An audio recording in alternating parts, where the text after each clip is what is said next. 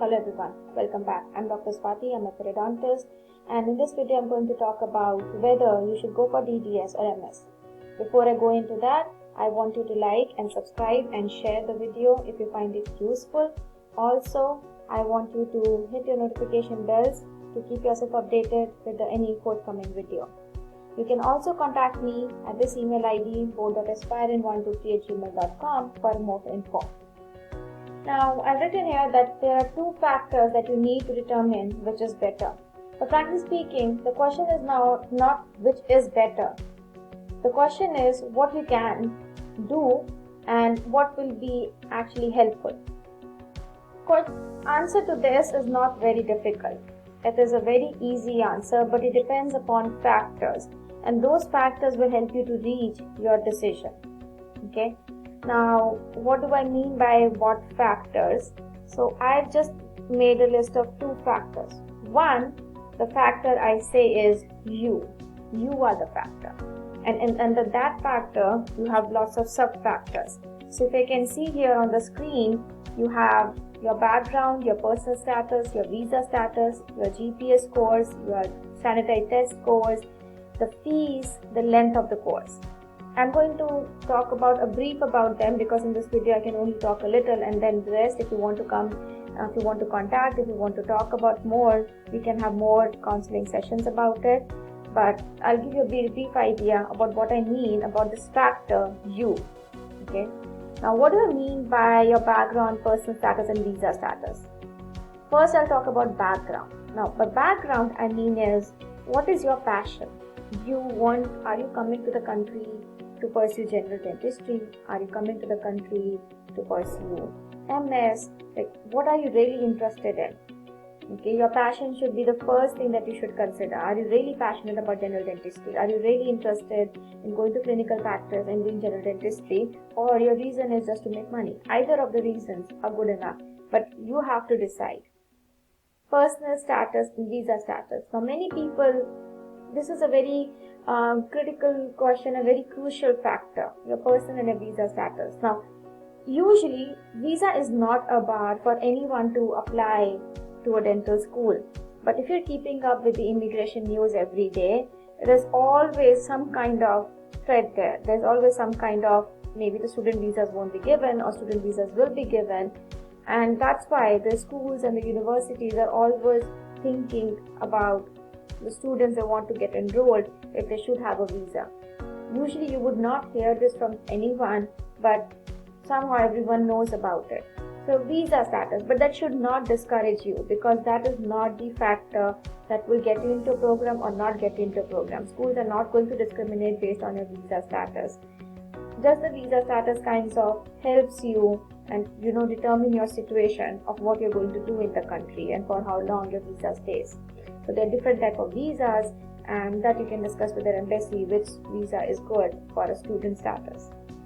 Personal status, I mean, is how much can you afford? And that is kind of overlapping with the fees and the loans availability factor. How much can you afford?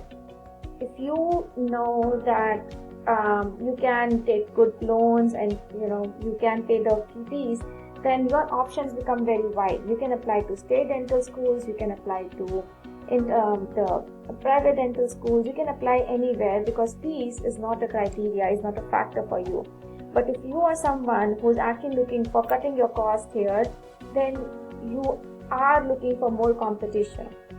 Do realize that for state dental schools, the seats are limited and the competition will be more because every applicant could try to go into a school where the fees is less. So the lesser the fees, the more the competition. And the more the competition brings me to my second and third factor, that is your GPS score and your test scores. That is your GRE, your TOEFL, your national boards. Now, national boards do not have a score, but they do have pass or fail. And that is a mandatory requirement. You need to give national boards. Often I'm asked this question. I have given NBD1 and the school site also says only NBD1 is required to apply. But I have to tell you here that the competition is a lot. Okay, competition is huge. You're not the only applicant, no matter what you have in your resume. there are many applicants who might be sharing the same kind of competitive resume. Okay, many applicants who might have the TOEFL score above 100 also. Many applicants might have given GRE also. So do understand that it's a big pool of applicants who are applying and you're not the only one. That means the more the better. The more the score, the more the test you've given, the better the GPA. It keeps putting you into a list above others. So that's why I say, even if the school says only National Board Part 1 is the requirement, I suggest and heavily recommend every student who studies with us that you should give National Boards Part 2 also. If you've not given National Boards 1 till December, if not giving, then INBD is an option. But yes, you have to. You should give it. Even by the time you go for the interview, if you have that in your hand, it will be much better for you to have it.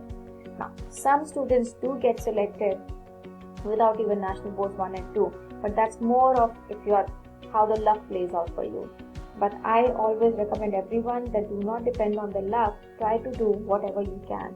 And National Boards 1 and 2 is a very good thing to be having on a resume, and it really makes you a competitive applicant. Same goes for GPA. If you're a BDS student right now, pursuing your dental degree, you're in first year, second year, and you know that after your internship, you are going to apply to dental school in US, please concentrate on your studies well, concentrate on exams well, and try to get good marks so that you can have a good GPA. Good GPA does play an important role if you are trying to apply to very competitive dental schools with less tuition fee, or with a competitive tuition fee. Okay, so that's a very important factor. Another thing I would like to say here is that mostly BDS students who are in first year or second year who know that they want to come to US, try to expand your resume. Now what do I mean by that is, try to get some research in your resume. Try to work with any professor, assistant professor, do poster presentations, do paper presentations, but try to have all these activities in your resume.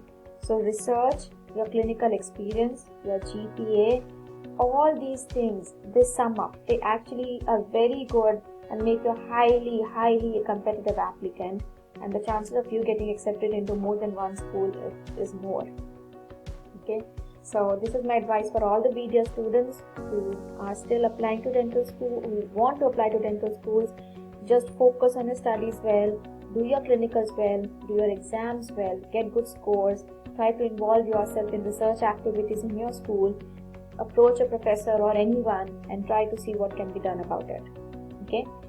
Coming to the last factor, length of the course. Now, DDS, Advanced Standing Programs, are 2 years and MS is usually 3 years. Now, that's also a factor that usually students think about, that do I want to just finish up 2 years and start paying off the loans, or do I want to do 3 years and start paying off the loans? So the difference is not much, but for some, that 1 year also could be much. So here, my factor U, I want to summarize by saying that your personal status, like are you married, are you single, your visa status, which visa are you planning to come here, your background, that would include what do you have in a resume, how much money can you afford, and your passion, what really you want to do. But even with that passion, just try to see what is more feasible. Sometimes in some scenarios, what is feasible is that you do a DDS and then maybe you can go for MS. Or you can directly go for MS, because not all specialties are very competitive. Specialties like endodontics, orthodontics, periodontics, they are highly competitive in US. So you will be competing with a lot of American residents also, American citizens also, for these specialties. Other specialties are still rising, so there's still a good scope for you to go into those fields. I missed out on oromaxillofacial surgery because that's highly competitive residency also. So just think about it critically, put all these factors down, think what you can do, think what you cannot do, think about your resume, is it really great or good enough that you can be a highly competitive applicant. Here I want to add another point about internships. So many students often ask, does it really matter if I come to US and do an internship? Now the answer to that could be yes and could be no. Why I say yes is because internships kind of give you an idea. when you are in a foreign country, sometimes you think that, okay, everything that's happening in US is very great and different, but it might not be the same. So internships probably could be a good idea to get it acquainted.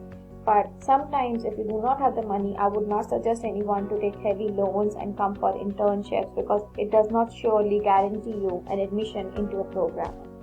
Okay, let's talk about another factor, salary factor. Now this factor I really don't think you should consider at the point of making your decision if you want to do DDS or MS. Now I've already put here how much a dentist makes per year. General dentist is like 166,000, and periodontist makes around 247,000, and odontist makes 150,000. Not much of a difference, but the point is, from my experience, I can tell you that either you do DDS or you do MS.